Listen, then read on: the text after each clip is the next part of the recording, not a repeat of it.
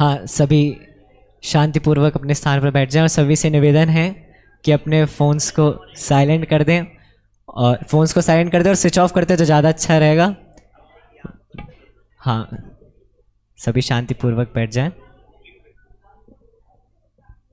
सभी साधर्मी भाई बहनों से निवेदन है कि पंडित साहब का प्रवचन देश में ही नहीं बल्कि पूरे विदेश में भी जाता है, सिंगापुर, अमेरिका वगैरह सब जगह। तो सबसे प्रार्थना है कि सब अपने मोबाइल स्विच ऑफ करेंगे या रिंगटोन उसके डाउन करेंगे। कोई भी डिस्टर्बेंस बीच में नहीं होना चाहिए, नहीं तो अजमेर समाज का अपना मैसेज जाता है कि कहाँ ध्यान है, लोगों का उपयोग कहाँ पर है। तो सबसे करबद्ध प्रार्थना है ये।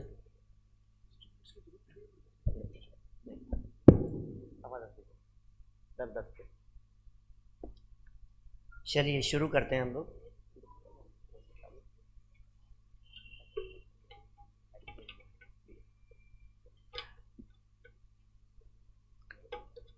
मंगलाचरण से शुरू करते हैं। तैयार हैं आप लोग? जिनके पास में ग्रंथ लेकर के बैठने की भावना हो वे जरूर ग्रंथ सामने लेकर के बैठें, क्योंकि ग्रंथ सामने लेकर के बैठेंगे तभी आनंद आएगा। जनागम की एक बहुत महत्वपूर्ण गाथा यहाँ चल रही है, बहुत ही सुंदर प्रकरण है। हम मंगलाचरण पूर्वक प्रारंभ करते हैं अपनी चर्चा को।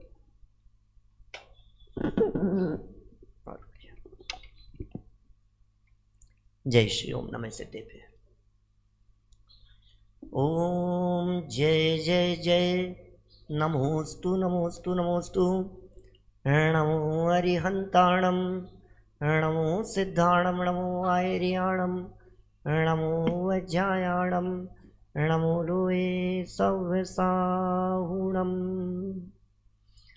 वंदितु सव्यसिद्धे ध्रुवमचलमणोवमं गदिं पते। वोचामि समय पाहुड़े विणमो सुध केवली वणिदम। नमः समय साराय स्वानुभूत्या चकासते चित्स्वभावाय भावाय सर्वभावान्तरचिदे। जिन स्वानुभूति से गिरी मम स्वानुभूति मधिगिरी। श्री विमल धारा जैन श्रुत आनंद अमृत से भरी। समता प्रवाह बहावती रागादि विकल्प तोड़ी के। माँ सरस्वती प्रतिभाव वंदन दृष्टि निज में जोड़ी के। दृष्टि निज में जोड़ी के। ग्रंथराज समयसार जी यहाँ विराजमान हैं। समयसार मंडल विधान का यह आयोजन और समयसार ग्रंथ के ऊपर ही चर्चा। गुरुदेव श्री को समयसार ग्रंथ प्राप्त हुए 100 वर्ष हो गए और पूरा देश इसे कहान समयसार संप्राप्ति शताब्दी वर्ष के रूप में मना रहा है। और हमने भी प्रारंभ से ही समयसार के ऊपर इस श्रृंखला को चला रखा है। समयसार के ऊपर चलती हुई इस श्रृंखला में आज हम 186वें दिन पर उपस्थित हैं। माने क्रमशः समयसार की चर्चा लाइन से चलते हुए 186 दिन हो गए और चर्चा 49वीं गाथा की चल रही है। मैं यहाँ आज अजमेर वासियों को यह बताना चाहता हूँ पुनः, यद्यपि यह चर्चा पिछले 10-12 दिन से इस गाथा के बारे में हमारी चल रही है, इस 49वीं गाथा की चर्चा, लेकिन फिर भी हमारे साधर्मी जो लाइव सुन रहे हैं उनको कुछ रिवीजन हो जाएगा और यहाँ के लोगों को कुछ जानकारी मिलेगी। आप लोगों में से भी बहुत सारे लोग इसे फॉलो कर ही रहे होंगे। ये वो गाथा है जो गाथा समयसार की कुछ अद्वितीय गाथा है। ये वो गाथा है जो गाथा अकेले समयसार की नहीं है, द्वादशांगमयी जिनवाणी की कुछ अद्भुत गाथा है। हम अभी दाहोद थे कुछ दिन पहले, वहां भी हमने इस गाथा की चर्चा की विस्तार से। रिपीट नहीं कर रहा हूं, सिर्फ उस गाथा को क्रमशः आगे बढ़ा रहा हूं। लाइन टू लाइन हम यहां चलते जा रहे हैं। जो गाथा समय सार की 49 नंबर की गाथा है, वही गाथा प्रवचन सार में 172 नंबर की गाथा है। प्रवचन सार में वो गाथा अलिंग ग्रहण की गाथा के रूप में प्रसिद्ध है। अलिंग ग्रहण के 20 बोल, सब स्वाध्यायी लोग हैं, सुनी होगी आपने कभी चर्चा। यही गाथा पंचास्तिकाय में भी है। प्रवचन सार में 172 है, 172, तो पंचास्तिकाय में 127, 127 नंबर गाथा है पंचास्तिकाय में। यही गाथा नियम सार में भी है, 64 नंबर की गाथा। यही गाथा अष्टपाहुड़ में भी है, 46 नंबर की गाथा। अष्टपाहुड़ में भी, भाव पाहुड़ की 46 नंबर की गाथा। यही गाथा पद्मनंदी पंचविंशतिका में भी उपलब्ध होती है। यही गाथा बृहद द्रव्य संग्रह में भी उपलब्ध होती है। एक शब्द के अंतराल के बिना यही गाथा धवला में भी मिलती है। आप सोचिए कितनी महत्वपूर्ण गाथा होगी। ये गाथा कुंद कुंदाचार्य देव ने भी कितनी महत्वपूर्ण समझी होगी, जो पांचों परमागमों में लिखी।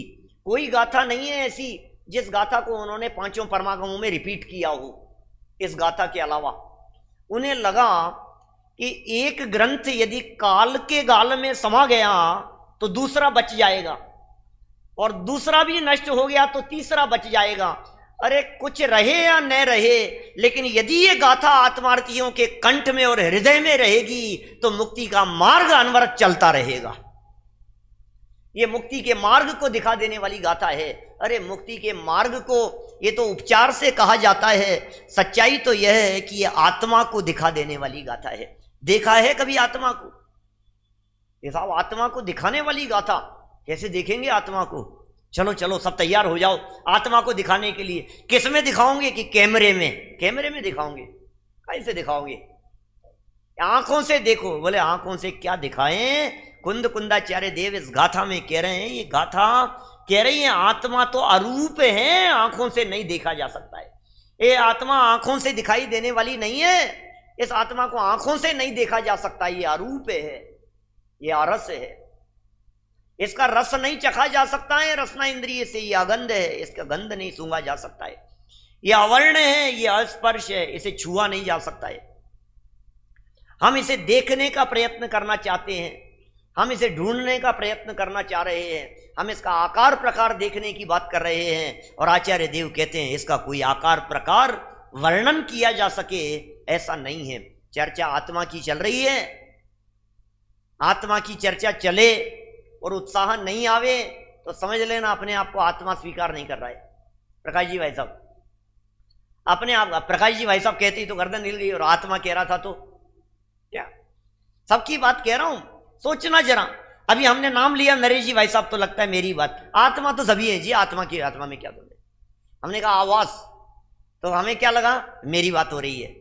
और हमने कहा कि आत्मा, तो बोले तो हाँ हाँ आत्मा तो है ही सभी, आत्मा की चर्चा तो क्या है। ठीक है, बड़ी सुंदर गाथा है। एक बार हम यहां से गाथा बोलेंगे, फिर पद्यानुवाद बोल करके आगे बढ़ेंगे। समय सार ग्रंथ ज्ञायक भाव प्रबोधिनी टीका आप लोगों के पास में, सबके पास में उपलब्ध है। इसका पेज नंबर है 106।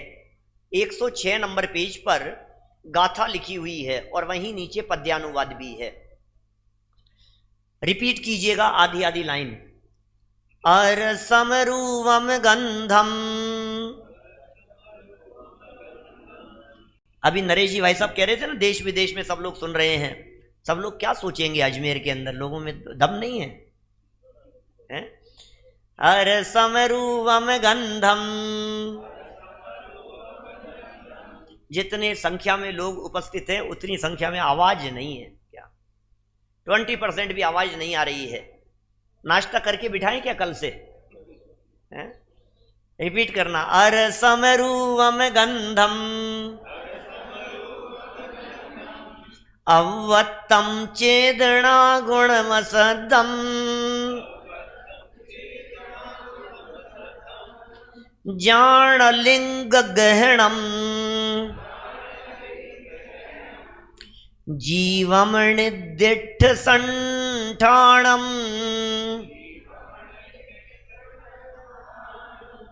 सब मिलकर के बोलेंगे चैतन्य गुणमय आत्मा अव्यक्त अरस अरूप जानो अलिंग ग्रहण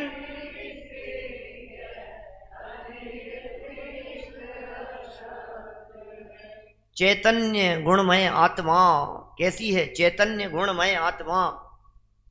ये जो गाथा बोली ना अपन ने, नियम सार की 46वीं गाथा है ना, और भाव पाहुड़ की 64वीं गाथा है।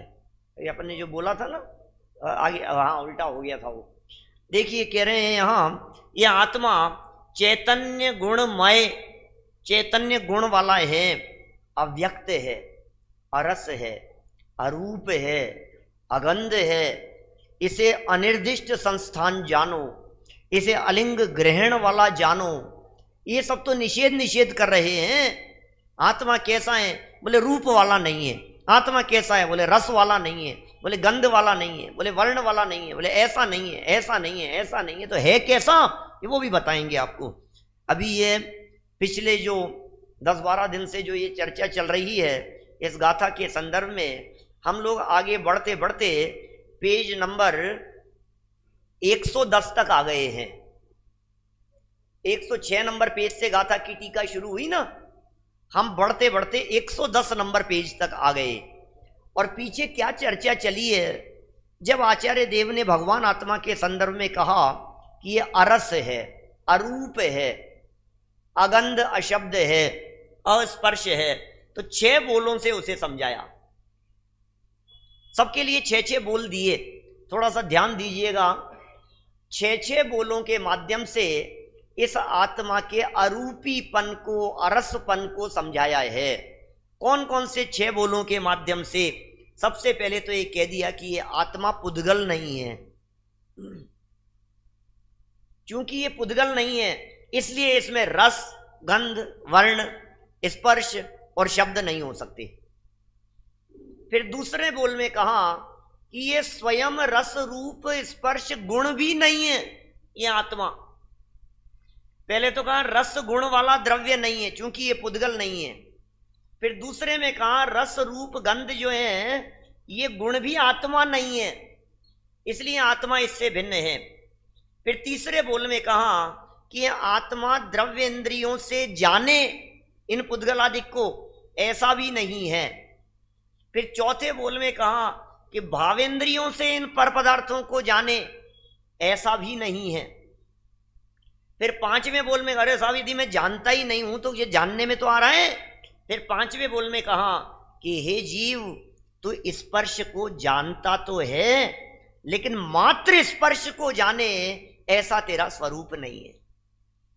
सिर्फ स्पर्श को नहीं जानता, और भी बहुत सारी बातों को जानता है। फिर 6ठे बोल में कह दिया, जानता तो है, स्पर्श को जानता तो है, रस को जानता तो है, लेकिन रस को जानते हुए भी आत्मा रस रूप परिणमित नहीं होता। और एक बड़ा सुंदर वाक्य दिया था, ये आत्मा रस के ज्ञान रूप तो परिणमित होता है, लेकिन रस रूप परिणमित नहीं होता। रस के ज्ञान रूप परिणमित होता है, लेकिन रस रूप परिणमित नहीं होता। ऐसा ही इसका स्वरूप है। तो ये 6 बोल रस के बारे में कहे, ध्यान देना कितने बोल हो गए हैं। स्पर्श के बारे में 6 बोल, रस के बारे में 6 बोल, गंध के बारे में इसी तरह की 6 बातें, वर्ण माने रूप के बारे में इसी तरह की 6 बातें, फिर शब्द के बारे में भी इसी तरह की 6 बातें। स्पर्श, रस, गंध, वर्ण में गुण की चर्चा की, शब्दों के साथ में पर्याय लगा दिया। कितनी बातें हो गई टोटल?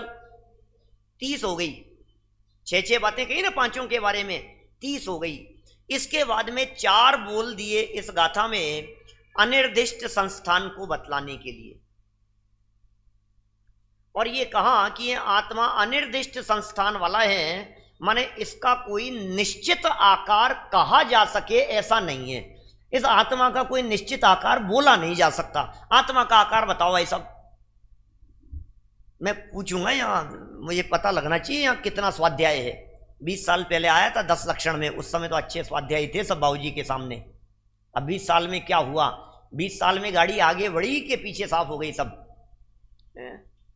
2002 का 10 लक्षण किया था यहां पर। तो मैं क्या पूछ रहा हूं, आत्मा का आकार बताओ फटाफट। आत्मा निराकार है, आत्मा का कोई आकार नहीं है, नहीं है। ज्ञानाकार, कोई तो शेप होगा आत्मा का। शेप के बिना आत्मा कैसे हो सकता है, आकार के बिना आत्मा कैसे हो सकता है। वस्तु है और वस्तु का आकार नहीं हो, ये तो असंभव बात है भाई साहब। पदार्थ हो और उसमें, क्योंकि उसमें प्रदेशत्व नाम का गुण है। 6 सामान्य गुण होते हैं ना, प्रत्येक वस्तु में होते हैं। अस्तित्व, वस्तुत्व, द्रव्यत्व, प्रमेयत्व, गुरु, लघुत्व, प्रदेशत्व। अब आप ये कि आत्मा वस्तु है या नहीं, कि हाँ साहब आत्मा वस्तु तो है, तो आकार बोले आकार नहीं है। आत्मा हो और आकार नहीं हो, ऐसा कैसे हो सकता है? ये संभव नहीं है बात। ये आत्मा हो और आत्मा का आकार नहीं हो। ज्ञानाकार है आत्मा, असंख्यात प्रदेशी है आत्मा। देखिए आकार तो कुछ न कुछ होगा, लेकिन मैं आपसे पूछ रहा हूं और आप लोग बताने की चेष्टा भी कर रहे हो। कुंद कुंदाचार्य देव ने लिखा अनिर्दिष्ट संस्थान। संस्थान माने होता है आकार, अ माने नहीं, निर्दिष्ट माने कहना। आप कहां कहने के चक्कर में उलझे हो, कहा नहीं जा सकता है ऐसा आकार है। क्या लिखा है? अनिर्दिष्ट माने नहीं कहा जा सके संस्थान। आत्मा के कोई एक निश्चित आकार को कहा नहीं जा सकता। आकार तो है आपके शरीर में, भाई अनुज जी आपके शरीर में आपके आकार का आत्माएं हैं। आवाज जी आपके शरीर में आपके आकार का आत्माएं हैं। भाई साहब आपके शरीर में, विनय जी भाई साहब आपके शरीर में आपके आकार का आत्मा है। संजय जी साहब आपके शरीर में आपके आकार का आत्मा है, इसी शरीर आकार का। प्रकाश जी भाई साहब इसी शरीर के आकार का आत्मा है। और वर्तमान में शेप कौन सा है? हाथ यदि ऐसा गले पे लगा हुआ है यहां गाल पर, तो इस आकार में आत्मा है। और यदि हम ऐसा बैठे हैं तो इस आकार में आत्मा है। और यदि हम ऐसे हो गए, यही आत्मा का आकार हो गया। तो जिस शरीर रूप में ये रहता है उसी शरीर के आकार वाला है। लेकिन अनिर्दिष्ट संस्थान कहकर के कह दिया कि जिन शरीरों के आकार में आप आत्मा को देखना चाहते हो, कोई ऐसा निश्चित आकार नहीं कहा जा सकता है। 4 बोल कहे इस बात को समझाने के लिए कि आत्मा के आकार को क्या कहें, हम कुछ कह नहीं सकते। नित बदलता रहता है, रोज बदलता रहता है। पहले कितने बोल हो गए थे? 30। 4 ये हो गए, कितने हो गए? 34। इन 34 के बाद में अव्यक्त के 6 बोल बतलाए। यह आत्मा अव्यक्त है, इस आत्मा के बारे में कहा नहीं जा सकता है। बोले कहा नहीं जा सकता है कि हाँ, बोले व्यक्त नहीं हो सकता, कहा नहीं जा सकता। ये अशब्द के अंतर्गत ले लेंगे बात। और इसे विकल्पों से पकड़ा नहीं जा सकता, ये अव्यक्त है, प्रकट नहीं है, सूक्ष्म है। और उसके लिए 6 बोल कहे गए, जिनकी चर्चा पिछले कई दिनों से हमारी यहाँ चल रही थी। इन 6 बोलों के संदर्भ में आज उन चर्चाओं को सिर्फ स्पर्श करते हुए मैं आगे बढ़ूंगा। थोड़ी सी सूक्ष्म बात है। 110 नंबर पेज पर बीच में देखना आप, 110 नंबर पेज पर क्या क्या व्यक्त दिख रहा है और क्या अव्यक्त दिखाई देता है। षट द्रव्यात्मक लोक तो व्यक्त है, दिख रहा है हमें, लेकिन आत्मा चूंकि लोक से भिन्न है इसलिए अव्यक्त है। दूसरा बोल, कषाएं पकड़ में आ रही है, गुस्सा आ रहा है बहुत तेज, पकड़ में आ रहा है। मायाचारी के परिणाम हो रहे हैं, चेहरा देख करके पकड़ में आ रहा है। माने वो तो व्यक्त हैं, लेकिन जो अपना भगवान आत्मा है वो अव्यक्त है। नंबर 3, चित्त सामान्य में चैतन्य की समस्त व्यक्तियां निमग्न होने से यह आत्मा अव्यक्त है। इस तीसरे बोल में ये कहा कि आत्मा इसमें अनादिकाल से आज तक चली आ रही सर्व पर्यायें जहां आत्मा में उत्पन्न हुई थी वहीं आत्मा में डूब गई। भविष्य में होने वाली जितनी भी पर्यायें हैं वे सब पर्यायें उस आत्मा में अभी योग्यता रूप से मौजूद है। भूतकालीन पर्यायें समा गई, कहां बैठी है बतलाओ? कल आपने गुस्सा किया था, कहां बैठा है बताओ? बैठा है कहीं? कल जो आपने लोभ मायाचार छल का जो परिणाम था वो कहीं बैठा हुआ है कि नहीं? बताओ तो सही, कहीं तो बैठा होगा। ये कहां बैठा है? धारणा के अलावा। धारणा में बिठा रखा है तुमने जबरदस्ती, इसलिए बैठा है। धारणा ज्ञान से निकाल दो तो उसका अस्तित्व नहीं है, चला गया वो। एक समय मात्र की पर्याय स्थिर नहीं है, बोले चले गई वो, द्रव्य में समा गई, वो पारिणामिक रूप हो गई है, वो द्रव्य रूप हो गई है। समुद्र में से उठने वाली लहर जो उठी थी, आज तक कितनी लहरें समुद्र में उठी हैं, वो सब की सब डूब गई, समुद्र रूप हो गई है वो। मैं लहर नहीं हूं, मैं समुद्र में जो पर्यायें उत्पन्न होती है और नष्ट हो जाती है उतना भी नहीं हूं, मैं उनसे भिन्न होने के कारण अव्यक्त हूं।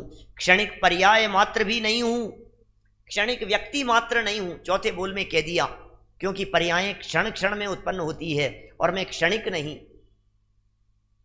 क्षण क्षण में पर्यायें उत्पन्न होती है और मैं क्षणिक नहीं हूं, क्योंकि ये तो उत्पन्न ध्वंसी है, मैं पर्याय वाला नहीं हूं।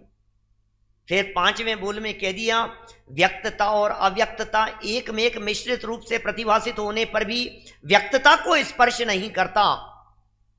माने व्यक्त अव्यक्त दोनों होने पर भी ये व्यक्त पर्याय मात्र को छूता नहीं हूं मैं, पर्याय को द्रव्य स्पर्श नहीं करता, इसलिए अव्यक्त है। और कह रहे हैं स्वयं अपने से ही बाह्य अभ्यंतर स्पष्ट अनुभव में आने पर भी व्यक्तता के प्रति अत्यंत उदासीन रूप से प्रकाशमान होने से ये जीव अव्यक्त है। इन सब की चर्चा पिछले 4-5 दिनों में इन 6 ही बोलों की चर्चा बहुत विस्तार से की है। मैं समझ सकता हूँ शब्द थोड़े से कठिन है, बात थोड़ी सी जटिल है, और समझाने जाओ तो फिर इन्हीं का विस्तार रिपीट होता है। इसलिए मैं उन बातों को रिपीट नहीं करके आज आपको उन बातों की तरफ ले जाना चाहता हूं जो आपको प्रयोजनभूत दिखती है। हम सबका प्रयोजन है सुखी होना, हम सबका प्रयोजन है आत्मा का अनुभव करना, हम सबका प्रयोजन है कैसे भी करके अतीन्द्रिय आनंद का स्वाद आ जाए, आत्मा की अनुभूति हो जाए। तो वह आत्मा अनुभूति का विषय कैसे बने, ये इस अलिंग ग्रहण के माध्यम से बतलाना चाहते हैं कि भैया शब्दों का स्पर्शन इंद्रिय का विषय नहीं था, आत्मा रसना इंद्रिय का विषय नहीं था, घ्राण चक्षु कर्णेंद्रिय का विषय भी नहीं था, आत्मा मन का विषय भी नहीं था, आत्मा का कोई रंग रूप आकार प्रकार नहीं था। तो फिर ये आत्मा पकड़ेंगे कैसे हम? आत्मा पकड़ में कैसे आएगा? कोई तो चिन्ह बतलाओ। तो ये कह रहे हैं अलिंग ग्रहणम, ये आत्मा अलिंग ग्रहण है। लिंग शब्द का अर्थ होता है चिन्ह। लिंग शब्द का अर्थ कई अर्थ किए, लिंग माने इंद्रियां, लिंग का अर्थ किया अनुमान। यह आत्मा अनुमान का विषय भी नहीं है, इसलिए अलिंग ग्रहण है। इसकी व्याख्या करते हुए अमृत चंद्राचार्य देव कहते हैं यह तो प्रत्यक्ष अनुभूति का विषय है। मैं यहां से पढ़ रहा हूं, देखिए इस प्रकार मिला आपको। इस प्रकार 6 प्रकार से व्यक्तता के निषेध से भगवान आत्मा अव्यक्त है। इस प्रकार जीव में सारी चर्चा का एक प्रकार से निष्कर्ष 10-12 दिन से चलती हुई चर्चा का निचोड़ यहां दे रहे हैं। इस प्रकार जीव में रस, रूप, गंध, स्पर्श, शब्द, संस्थान और व्यक्तता का अभाव होने पर भी, किस किस का अभाव कह रहे हैं? हमारे में रस का अभाव है, हमारे में रस का अभाव है कि हाँ 110 नंबर पेज, हमारे में रस का अभाव है, हमारे में रूप का अभाव है कि हाँ मैं रो रहा हूं अपने अपने रूप को देख देख करके, मैं रो रहा हूं अपने बालों को देख देख करके, ये बाल सफेद हो गए। एक बाल यदि सफेद दिखता है तो हमें ऐसे लगने लगता है ये क्या हो गया। आईने के सामने खड़ा होकर के 10 मिनट लगा करके उस एक बाल को खोजता फिरे और उस बाल को निकाल करके तोड़े, क्या क्यों? ये रूप ऐसा लगता है कि मेरा रूप है, लेकिन भाई ये रूप मेरा नहीं है। न ये रूप मेरा है, न ये रस मेरा है, न गंध मुझ में है, न मेरा कोई स्पर्श कर सकता है। जब कोई मुझे छू ही नहीं सकता तो कोई मुझे पीट कैसे सकता है? जब मुझ में शब्द ही नहीं है तो कोई मुझे अशब्द कहे, अपशब्द कहे और मैं दुखी हूं, तो भैया ये शब्द लग कहां रहे हैं तुम्हारे को? ये साहब ये शब्द कहां लग रहे हैं? दिल पे लग गए हैं क्या? शब्दों को लेकर के ये जीव दुखी होता है तो क्यों दुखी हो रहा है? कि शब्दों को आपने अपने दिल से लगा लिया। यहां कह रहे हैं तुम तो शब्दातीत हो, तुम्हारे में शब्द नहीं है, शब्द तुम्हें छूते नहीं है। ये शब्दों को सुन सुन करके इसने ऐसा कह दिया, इसने ऐसा कह दिया, इसने तो ऐसा कह दिया कि मैं तो बस, मैं तुम्हारा नहीं हूं, तुम हमारे नहीं हो, और ये कह दिया और ये माथा पकड़ करके रो रहा है उस बात को लेकर के। ये कह रहे हैं तेरे में शब्द जाते ही नहीं है, तू क्यों दुखी हो रहा है? किसी व्यक्ति ने तुम्हारे को गाली दे दी, तुम क्यों दुखी हो रहे हो? तुम्हारे में शब्द नहीं है। ये शब्दातीत आत्म तत्व को यहां आचार्य देव इस गाथा के माध्यम से बतलाना चाहते हैं। देखिए, किसी व्यक्ति ने गाली दे दी, किसी व्यक्ति ने आप शब्द कह दिए, उसका चिंतन करने के कई तरीके हो सकते हैं। एक तो वो तरीका जो यहां बैठकर सदासुखदास जी ने बताया रत्नकरण श्रावकाचार में, कि किसी व्यक्ति ने गाली दे दी तो तुम दुखी मत होना, कि क्यों नहीं होना। किसी व्यक्ति ने बुरा भला कह दिया तो तुम दुखी मत होना।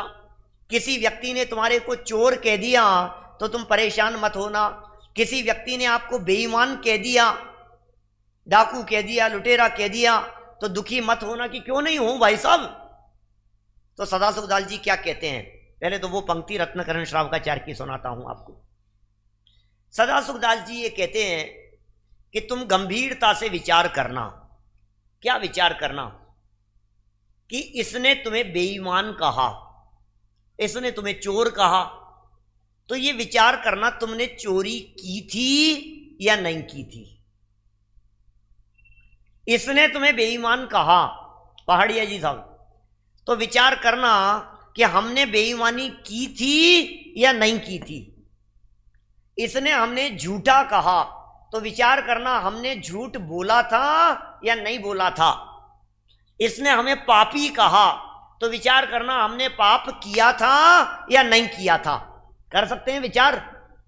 क्या? हाँ साहब विचार कर रहे हैं। तो विचार करने पर दो बातें सामने आएगी आपके, दो में से कोई एक बात। एक बात तो ये हो सकती है, मैंने विचार किया तो मुझे पता लगा कि मैंने चोरी की तो थी। ये चोर कह रहा है ना, मैंने झूठ बोला तो था, ये मुझे झूठा कह रहा है ना, ये मुझे बेईमान कह रहा है। जब मैंने विचार किया तो पता लगा मैंने बेईमानी की तो थी। तो सदासुखदास जी ये कहते हैं जब तुमने बेईमानी की थी और ये तुम्हें बेईमान कह रहा है तो तुम नाराज क्यों हो रहे हो? की थी ना आखिर बेईमानी, तो सच्ची तो कह रहा है वो।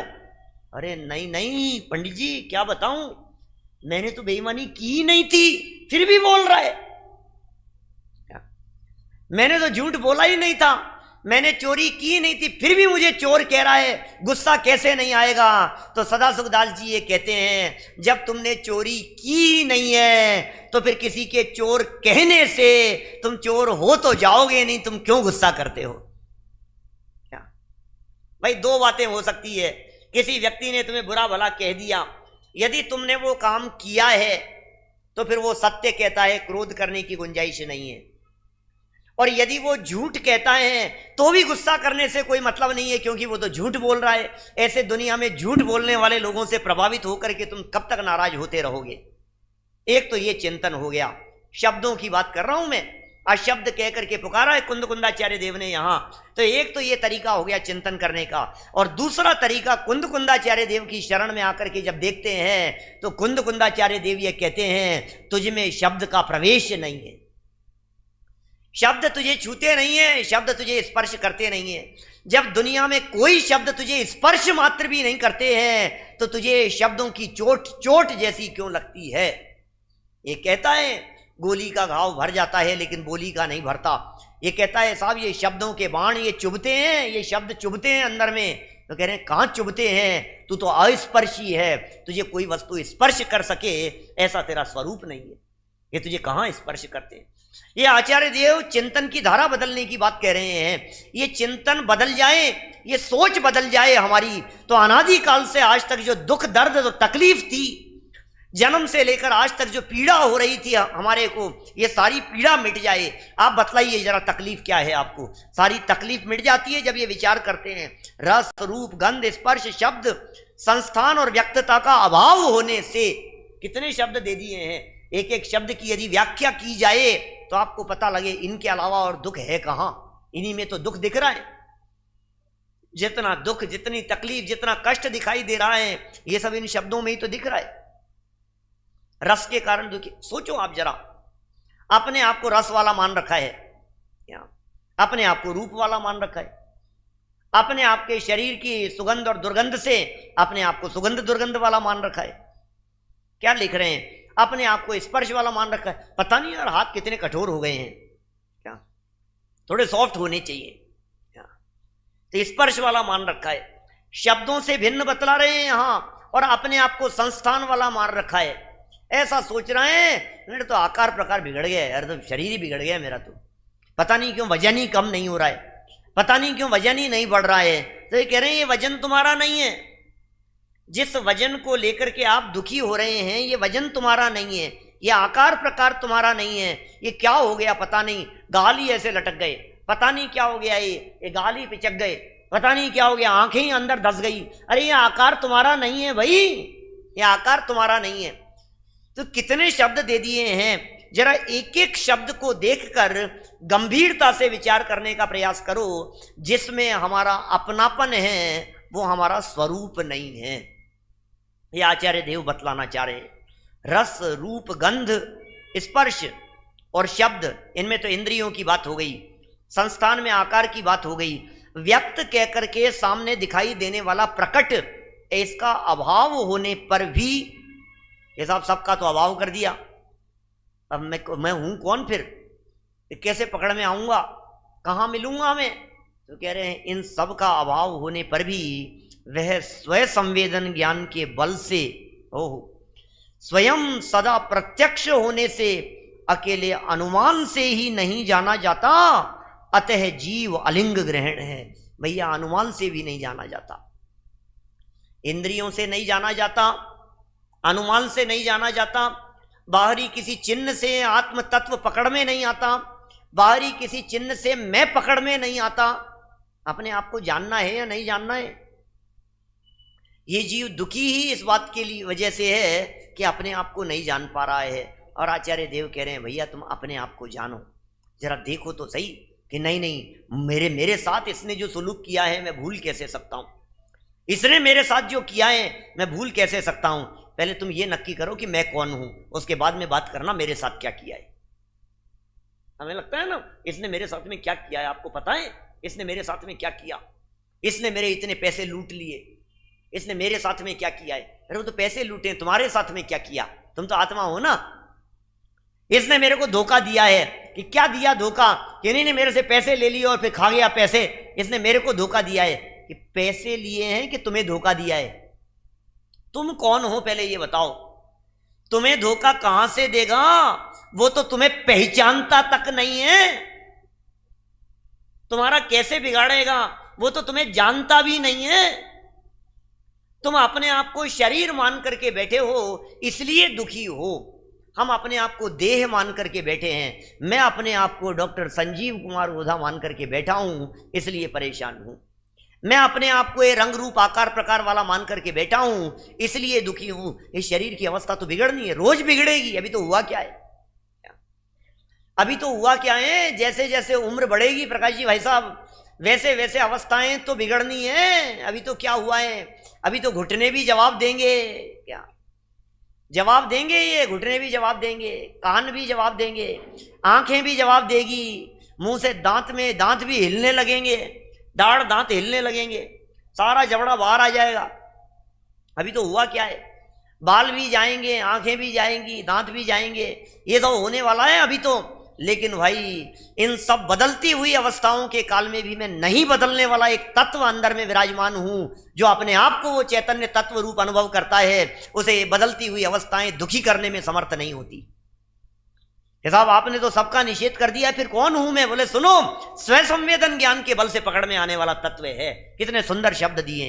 अलिंग ग्रहण बतलाते हुए भी क्या कह रहे हैं? स्व संवेदन ज्ञान से प्रत्यक्ष अनुभव, सदा प्रत्यक्ष होने पर भी यह आत्मा और प्रत्यक्ष, विनय जी वैसा प्रत्यक्ष हो सकता है क्या? यह आत्मा की हो सकता है कि ज्ञान कौन सा है आपके पास में? कि मति श्रुत। मति श्रुत प्रत्यक्ष है या परोक्ष? कि तो परोक्ष है। ज्ञान परोक्ष और आत्मा प्रत्यक्ष। परोक्ष ज्ञान के माध्यम से आत्मा प्रत्यक्ष हो जाएगा। आत्मा प्रत्यक्ष हो सकता है कि नहीं? वर्तमान में प्रत्यक्ष हो सकता है कि नहीं आत्मा?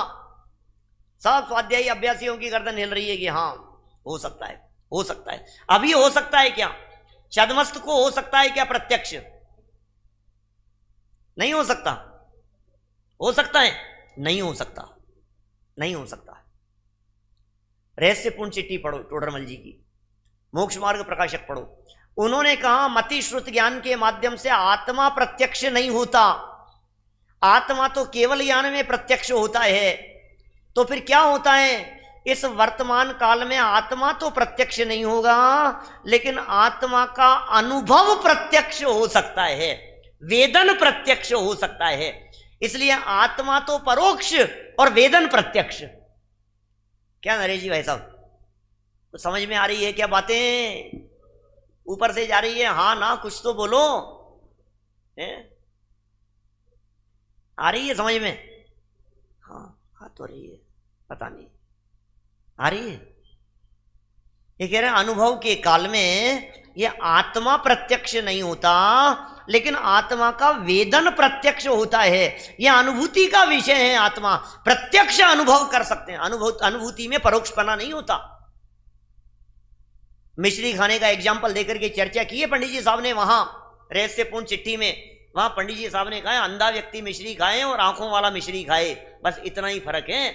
जैसा अनुभव सिद्ध भगवान कर रहे हैं, जैसा अनुभव या आदिनाथ भगवान सिद्धालय में विराजमान होकर के कर रहे हैं, वैसा अनुभव वर्तमान में हो सकता है। कोई फर्क नहीं है, अनुभव में समानता है, आनंद में समानता है, अतीन्द्रिय आनंद की समानता है। उस आनंद की समानता यहां बतला रहे हैं। ये क्या लिख रहे हैं जरा शब्द तो देखिए, क्या कह रहे हैं ये स्वानुभव प्रत्यक्ष की चर्चा चल रही है। आत्मा प्रत्यक्ष है कि नहीं है अनुभव के काल में? कि आत्मा तो प्रत्यक्ष नहीं है, लेकिन अनुभव प्रत्यक्ष है। इसे स्वानुभव प्रत्यक्ष कहते हैं। दो तरह के प्रत्यक्ष की चर्चा मिलती है, एक प्रदेश प्रत्यक्ष और एक स्वानुभव प्रत्यक्ष। यह आत्मा वर्तमान काल में यहां बैठे हुए प्रदेश प्रत्यक्ष तो नहीं हो सकता। प्रदेश प्रत्यक्ष क्या होता है? प्रदेश प्रत्यक्ष क्या होता है? आत्मा के प्रदेश दिखने लगे, आत्मा के गुण दिखने लगे, आत्मा की शक्तियां दिखने लगे। दिखे ऐसे ऐसे जैसे उंगलियां दिख रही है ना, ये 10 उंगलियां सामने दिखाई दे रही है, ऐसे दिखने लगे, उसका नाम है प्रत्यक्ष देखा साहब। हमने प्रत्यक्ष देखा इसको। अरे तुमने क्या प्रत्यक्ष देखा? आत्मा ऐसा प्रत्यक्ष अनुभव में आ रहा है या नहीं? सब कुछ दिख रहा है, लेकिन देखने वाला नहीं दिख रहा है। सबको देख रहे हैं और देखने वाले को नहीं देख पा रहे हैं। ये ग्रंथ है, ये दिखाई दे रहा है हमारे को। ये माइक है, ये हमारे को दिखाई दे रहा है, लेकिन माइक को जानने वाला गायक आत्म तत्व है, वो नहीं दिखाई दे रहा है। ये माइक को जानने वाला आत्म तत्व अंदर में विराजमान है, वो दिखता है कि नहीं दिखता है? बोलो। ऐसा वो तो नहीं दिख रहा हमारे को, वो तो पकड़ में नहीं आ रहा है हमारे को।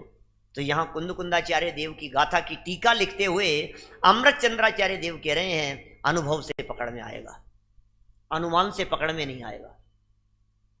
इंद्रियों से, अन्य लक्षणों से यह आत्मा पकड़ में नहीं आएगा। इस आत्मा को यदि देखना है तो स्व अनुभव करके देखना पड़ेगा, क्योंकि यह आत्म तत्व अनुभूति का विषय है, ये प्रत्यक्ष अनुभव का विषय है।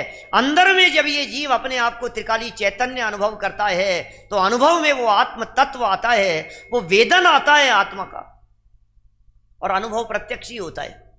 अनुभव में परोक्षपना नहीं होता।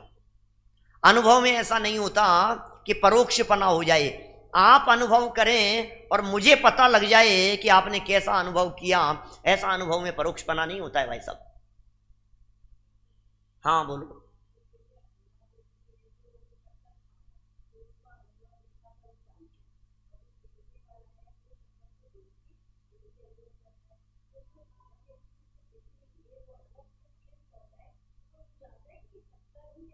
देखो बहुत सुंदर बात कह रहे हैं आप।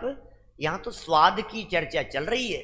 क्या क्या फर्क पड़ गया है, नाम जाने या नहीं जाने? नाम आप अपने पास में रखो, नाम आपको जो चाहे वो दे दो, उससे क्या फर्क पड़ता है? इस आत्मा के कितने ही नाम हो सकते हैं, अनगिनती नाम हो सकते हैं, नाम से क्या फर्क पड़ता है? हम कहें ज्ञायक का अनुभव करो, हम कहें आत्मा का अनुभव करो, हम कहते हैं तुम परमात्मा हो इसका अनुभव करो, हम कहते हैं शुद्ध आत्मा का अनुभव करो, हम कह रहे हैं चेतनता का अनुभव करो, हम कह रहे हैं ज्ञान भाव का अनुभव करो, हम कह रहे हैं पारिणामिक भाव का अनुभव करो, तुम परम पारिणामिक भाव हो उसका अनुभव करो। शब्द कुछ भी दे दो ना, बात तो एक ही है। और शब्द नहीं भी हो तो अनुभव शब्दों का मोहताज नहीं होता। अंधे व्यक्ति ने मिश्री खाई और आंखों से देखने वाले ने मिश्री खाई, जो फर्क है मिश्री का देखने और नहीं देखने का, उस फर्क से हमें कोई ऐतराज नहीं है। लेकिन स्वाद की दृष्टि से यदि बात की जाए तो दोनों का स्वाद एक जैसा है। जैसा स्वाद सिद्ध भगवान को आ रहा है, जैसा स्वाद वर्तमान में सीमंदर भगवान ले रहे हैं वहां विदेश क्षेत्र में मौजूद, वैसे ही स्वाद अभी आप ले सकते हैं, प्रत्यक्ष अनुभव कर सकते हैं।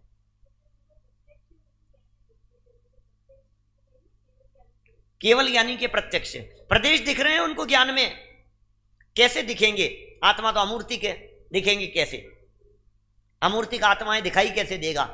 हम आंखों से देखना चाहते हैं, हम ऐसा देखना चाहते हैं जैसा हमें ये मोबाइल दिखाई दे रहा है, हम ऐसा देखना चाह रहे हैं जैसा हमारे को माइक दिखाई दे रहा है, हम ऐसा देखना चाह रहे हैं जैसे हमारे को ग्रंथ टेबल दिखाई दे रही है। हमारे देखने की बात ही नहीं है। केवल ज्ञान में तो सब कुछ दिखता है, उनका तो सूक्ष्म ज्ञान है। देखो मैं आपसे कहता हूं, जैसे हवा दिखती है कि नहीं आपको? हवा हवा नहीं दिख रही है, हवा अनुभव में आती है, तो केवल ज्ञानियों को कैसे अनुभव में? आपको हवा अनुभव में कैसे आ रही है? कि साहब नहीं छूने में आ रही है ना, तो हम हवा को पकड़ पा रहे हैं। हवा छू रही है ना, टच हो रही है, तो हवा चल रही है साहब, हवा चल रही है। किसको टच हो रही है? शरीर को। तो शरीर तो जानता ही नहीं है, जानने का काम तो ज्ञान करता है, जानने का काम तो आत्मा कर रहा है। तो जब आत्मा जानने का काम कर रहा है और हवा ने शरीर को छुआ, तो आत्मा को कैसे पता लगा कि हवा चल रही है? नहीं, ज्ञान ने जाना कैसे, ये तो बताओ। हवा दिख नहीं रही है, छूने में आ रही है, तो लेकिन वो ज्ञान का विषय कैसे बन रही है? जिस तरह से हवा मूर्तिक है, उसमें स्पर्श गुण है, लेकिन वो ज्ञान का विषय बन सकती है, आंखों से नहीं दिख रही है। इसी तरह से केवल ज्ञानी जो भगवान है, उन केवल ज्ञानी भगवान के ज्ञान का विषय ये आत्मा बन जाता है। धर्म द्रव्य भी ज्ञान का विषय बन जाता है, अधर्म द्रव्य, आकाश द्रव्य सब ज्ञान का विषय बन जाते हैं। आप सोचिए, यदि ज्ञान का विषय नहीं बन रहे होते तो वाणी में कैसे आएगा, प्रतिपादन में कैसे आएगा? सर्वज्ञ भगवान के ज्ञान की बातें झूठी हो जाएगी। हैं सब द्रव्य इस पूरे लोक में और सब उनके ज्ञान का विषय बन रहे हैं। ज्ञान के माध्यम से जाना जा सकता है, ज्ञान के माध्यम से रूप नहीं अरूप भी पकड़ में आता है। ज्ञान के माध्यम से ऐसी चीज भी पकड़ में आती है जिसका अस्तित्व है। अच्छा, अस्तित्व है या नहीं है? ये साहब अस्तित्व तो है। अरूपी को अरूपी पने जानते हैं, ऐसा है स्वरूप। अमूर्तिक को अमूर्तिक जानते हैं, अदृश्य को अदृश्य जानते हैं, अस्पर्श को अस्पर्शी जानते हैं, अरूपी को अरूपी जानते हैं, ऐसा स्वरूप है। यहां प्रत्यक्ष अनुभव की बात कह रहे हैं, अनुभव में परोक्षपना नहीं होता है। इसलिए यहां इस तरह के शब्द दिए, स्व संवेदन ज्ञान के बल से। ये शब्द दिए हैं स्व संवेदन। स्व संवेदन माने अपने को ही जाने, अपना ही अनुभव करे। ऐसे स्व संवेदन ज्ञान के बल से स्वयं सदा प्रत्यक्ष होने से, प्रत्यक्ष है ये, स्व संवेदन ज्ञान में प्रत्यक्ष आएगा, अकेले अनुमान से नहीं जाना जाता। इसलिए यह आत्मा अलिंग ग्रहण कहने में आता है। यहाँ अलिंग ग्रहण के लिए सिर्फ एक ही बोल दिया है, और जानते हैं आप सभी प्रवचन सार में 20 बोलों के माध्यम से इस अलिंग ग्रहण को समझाया है। भले ही उसे अलिंग कहकर के पुकारा हो, और बार बार में वहां भी ये बात कहते हैं, बार बार ये तो कह रहे हैं हम कि अलिंग है, इस लिंग से, इस अनुमान से पकड़ में नहीं आ रहा, इससे पकड़ में नहीं आ रहा, इंद्रियों से पकड़ में नहीं आ रहा, इंद्रियों का विषय नहीं है, इसका विषय नहीं है, ये सब बात तो कह रहे हैं। और फिर साथ साथ में ये भी कह रहे हैं अनुभव का विषय है। लेकिन भले ही इन सब बातों से पकड़ में नहीं आता, लेकिन इसका अर्थ कोई ऐसा मत मान लेना कि आत्मा अनुभव का विषय ही नहीं है, आत्मा अनुभव में ही नहीं आएगा, वह ऐसा मत समझ लेना। दर्द पकड़ में आता है या नहीं आपको? दुख पकड़ में आता है या नहीं? आंख से तो नहीं आता, वेदन पकड़ में आता है कि नहीं? दर्द, सर दुख रहा है, सर दर्द हो रहा है साहब, सर दर्द हो रहा है, पकड़ में आ रहा है आपको? सर दर्द हो रहा है कि हाँ, ख्याल में तो आ रहा है, अनुभव में तो आ रहा है। तो बताओ ना, कितने ग्राम सर दर्द हुआ? कितने ग्राम सर दर्द हुआ? ग्राम में नहीं, किलो में पूछूं, कितने किलो हुआ ये बता दो। कौन से कलर का सर दर्द है आपको? कौन से रंग का सर दर्द है? अच्छा, जो सर दर्द हुआ है उसका रस कैसा है? खट्टा है, मीठा है, कड़वा है, कषायला है, कैसा है उसका रस? सिर दर्द का रस कैसा है? सर दर्द का रंग नहीं है, रूप नहीं है। सर दर्द की गंध बताओ कि गंध नहीं है। सर दर्द का स्पर्श बतलाओ कैसा है? बताओ तो सही, सर दर्द का कैसा है? सर दर्द का रस बताओ, स्पर्श रस गंध वर्ण, बोले कुछ भी नहीं है। तो आप कैसे पकड़ रहे हो? आप सर दर्द में स्पर्श रस गंध वर्ण कुछ नहीं है, और डॉक्टर को दिखा रहा है, डॉक्टर साहब 3 दिन हो गए सर दर्द नहीं मिट रहा है, 3 दिन हो गए, परेशान हो गए हमें। और आज डॉक्टर साहब के पास में जाकर के आप कदाचित ये बात कहो डॉक्टर से जाकर के कि डॉक्टर साहब, उसने पूछा क्यों भाई, अब आज ठीक है या नहीं, आज कैसा लग रहा है, आज सर दर्द ठीक है या नहीं? और ये पलट करके इस तरह की बात कह देवे कि डॉक्टर साहब देखो भाई, डॉक्टर तो आप हो, आप बताओ दर्द मेरे कैसा है? डॉक्टर मैं हूं क्या आप हो? मेरे दर्द कैसा है ये मैं नहीं बताऊंगा, आप बतलाओ। बतला सकता है डॉक्टर? डॉक्टर सर दर्द का इलाज तो कर सकता है, दवाई तो दे सकता है, लेकिन सर दर्द को जान नहीं सकता। मरीजों का इलाज करते हुए भी, उनकी पीड़ा का इलाज करते हुए भी डॉक्टर पीड़ित नहीं हो जाता, क्योंकि अनुभव का विषय है। जो अनुभव का विषय होता है वो अपना अपना होता है, अनुभव किसी और का नहीं होता, अनुभव किसी और को कराया नहीं जा सकता, अनुभव में किसी और का हेतु नहीं चलता है, अनुभव किसी दूसरे के प्रमाण का मोहताज नहीं होता है, अनुभव सर्टिफिकेट का मोहताज नहीं होता है। ऑपरेशन करते करते ऑपरेशन हुआ, इलाज चल रहा था, ऑपरेशन पूरा हो गया और देख करके डॉक्टरों ने डिक्लेयर कर दिया कि ये तो मर गया। ले जा रहे थे उसको, मुर्दा घर की तरफ ले जा रहे थे, संजय जी मर गया, अभी क्या करेंगे इसे, डेड बॉडी है, ले जाओ इसको। ले करके जा रहे थे, 4 आदमी खींच करके ले जा रहे थे उसे, और इतने में वो उठ करके बैठा हो गया। बोले कहां ले जा रहे हो मेरे को? कि चुप रहे, लेट जा तू, कि मुझे लेके कहां जा रहे हो? कि मुर्दा घर में ले जा रहे हैं, कि मैं जिंदा हूं। कि चुप रहे, तेरी मानेंगे कि उतने बड़े डॉक्टर साहब ने कही है तू मर गया है? किसकी माने बतलाओ? डॉक्टर की माने कि वो जो कह रहा है उसकी माने? डॉक्टर सर्टिफिकेट दे रहा है, सर्टिफिकेट बन करके आने वाला है, तेरा डेथ सर्टिफिकेट बन करके आने वाला है, तू मर गया है, लेट जा। भाई मैं जिंदा हूं, मैं अनुभव कर रहा हूं, ये बात मेरे अनुभव में आ रही है कि मैं जिंदा हूं, ये अनुभव की बात है, ये सर्टिफिकेट की मोहताज नहीं है। आप अनुभव कर सकते हो, आप ऐसे हो, आप ऐसे हो। बोले सुनो, आचार्य देव कह रहे हैं दुनिया के कहने में मत आओ, स्वयं अनुभव करके देखो। ये वेदन की चीज है, ये स्वयं संवेदन प्रत्यक्ष अनुभूति का विषय है, इसे अनुभव किया जा सकता है।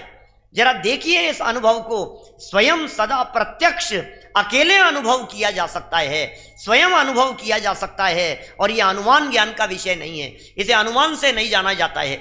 ऐसा नहीं है कि आप इसे अनुमान से देखेंगे। साहब अनुमान करो, साहब आप अनुमान करो तो सही साहब, आप अनुमान से पकड़ में आएगा। आप बैठो जरा चिंतन करो, आत्मा पकड़ में आएगा। बोले चिंतन में नहीं आएगा क्योंकि विकल्पातीत है, ये ज्ञान से पकड़ में आता है, विकल्पों की पकड़ में नहीं आता है। विकल्प चारित्र गुण की पर्याय है, उससे आत्मा पकड़ में नहीं आता है, आत्मा ज्ञान से पकड़ में आएगा। जब ज्ञान से आत्मा पकड़ में आता है तो जो परिणमन निर्मल होता है, उस निर्मल परिणति का नाम सम्यक चारित्र है, लेकिन चारित्र से आत्मा पकड़ में नहीं आता। विकल्प खंड खंड रूप हैं, विकल्प भेद रूप हैं, विकल्प विकृति हैं, विकल्प मिट जाने वाले हैं। विकल्प से आत्मा पकड़ में नहीं आएगा। हम विकल्पों से आत्मा पकड़ने की चेष्टा करते हैं। यह अलिंग ग्रहण कह करके कहना चाह रहे हैं यहाँ, विकल्प से पकड़ में नहीं आता। अनुमान ज्ञान का विषय नहीं है, हम अनुमान ज्ञान का विषय बनाना चाहते हैं उस आत्मा को। सोचो जरा, ऐसा होगा, मुझे तो ऐसा लगता है कि आत्मा ऐसा होना चाहिए, मुझे तो ऐसा लगता है कि आत्मा ऐसा होना चाहिए। आचार्य देव कह रहे हैं तुझे लगता है, इसे बंद कर और फील कर, बस अनुभव करने का प्रयत्न कर, आंख बंद करके अनुभव करने का प्रयत्न कर। कि साहब मैं आंख बंद करके अनुभव करने की कोशिश करता हूं तो मुझे अंधेरा अंधेरा सा दिखता है। बोले आत्मा में अंधेरा नहीं होता। मैं आंख बंद करके विचार करने की कोशिश करता हूं तो मैं खो जाता हूं। बोले विचारों में नहीं, ये विचार विकल्प जब टूट जाएंगे तब आत्म तत्व पकड़ में आएगा। यह आत्मा अनुभूति का विषय है। ऐसा होने से ये कह रहे हैं यह जीव अलिंग ग्रहण वाला है, माने अनुमान का भी विषय नहीं है। और जिस चैतन्य तत्व से ये पकड़ में आता है, जिस चेतना से ये पकड़ में आता है, उस चेतना की चर्चा आगामी पैराग्राफ में की है। कल इस प्रकरण को हम और आगे बढ़ाएंगे। भाई साहब, रस रूप गंध वर्ण से रहित यदि हम अपने आप को अनुभव करने का प्रयास करेंगे तो वर्तमान में जो किंचित दुख दिखाई देते हैं शरीर और संयोगों के आश्रित, वे दुख भी हमारे तुरंत ही मिट जाएंगे। हम सब इन विकल्पों को तोड़कर निर्विकल्प आत्मा की अनुभूति उस ज्ञान लक्षण से उस चैतन्य आत्म तत्व को पकड़ करके कर सकें। इसी मंगल भावना से बात को यहीं विराम देता हूं। कल समय सार को आगे बढ़ाएंगे। और अभी जो चर्चा हम करने वाले हैं आपके बीच में, प्रवचन पूरा हो जाने के बाद समय सार मंडल विधान की, जो लोग लाइव सुन रहे हैं उन्हें पुनः लिंक को ज्वाइन करना पड़ेगा दोबारा जुड़ने के लिए। समय सार मंडल विधान यहाँ से मंगलाचरण से प्रारंभ कर रहे हैं। सभी लोग व्यवस्थित